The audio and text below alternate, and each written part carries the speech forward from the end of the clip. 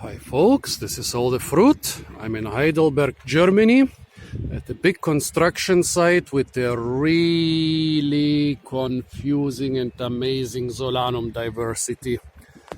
So I already found two different forms of Solanum villosum or Solanum luteum, which are both the subspecies villosum or subspecies luteum. I found a lot of different forms of Solanum nigrum. Look at this. This is Solanum nigrum, subspecies nigrum, according to the German literature.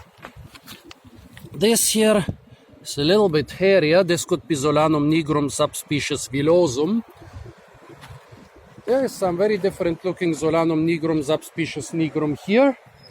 In an inaccessible part of the construction site, there is again a very, very different Solanum nigrum, subspecies nigrum species plant. Actually, a whole population of them. And then here I stopped because I thought, okay, Solanum zarachoides, the plant on the right. I thought this is Solanum zarachoides. Turns out I'm wrong. This is an even more rare Solanum species. We are here in the warmest and mildest parts of Germany. In most of Germany, you'll basically have Solanum nigrum, and all Solanum nigrums will look quite similar there. Here we have tons of forms of Solanum nigrum, but also tons of other Solanum species. And this, as I said, I thought it is Solanum zarachoides. But when I came closer, I saw, well, yeah, the calyx is really quite long, but not as long as in zarachoides. In zarachoides, it was much longer than the berry. Here it is still shorter than the berry. The berry in both species is kind of greenish even when ripe.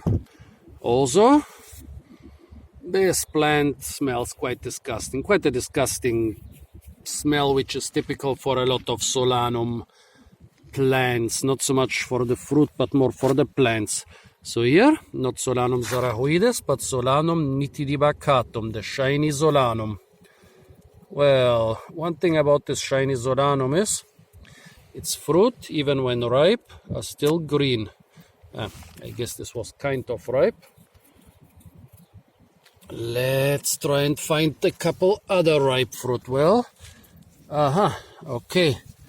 So if I shake this enough, some ripish looking fruit are falling to the ground. But are they really ripe? I mean, one of them looks a little bit dull. The other ones still look kind of bright green. Let's try the bright green ones first. Nope, this is not ripe and not tasty at all. Now let's try the slightly bigger pale fruit. Oh God. That's the problem with fruit which stays green when it turns ripe. So the unripe ones are just as disgusting as unripe Solanum nigrum. But I'm convinced that this Solanum nitidibaccatum is ripe. Nice. This one really is ripe. Well, those seem like almost ripe. All those, yeah, almost ripe. All those rare Solanum species, they are so rare in Germany because it's a little bit too cold for them. That's why they grow mostly here in the area of Mannheim, Frankfurt, Karlsruhe. This is like the warmest / mildest area of Germany. There are areas where the summer might be just as warm and areas where the winter might be more mild than here. But the combination of warm summers and mild winters, you get it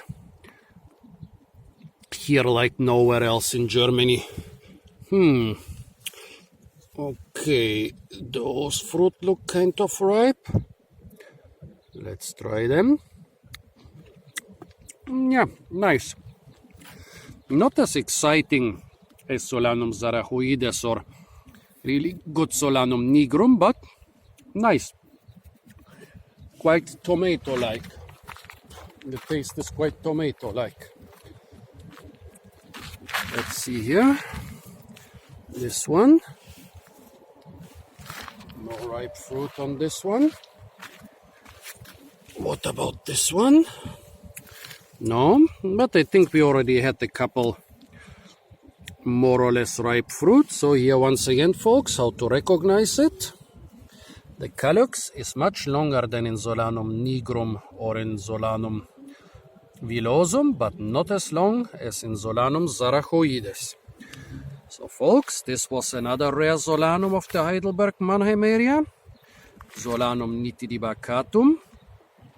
Stay tuned for a couple more rare Solanum videos from the construction sites and neglected places of Germany. And don't forget to like, share, comment and subscribe.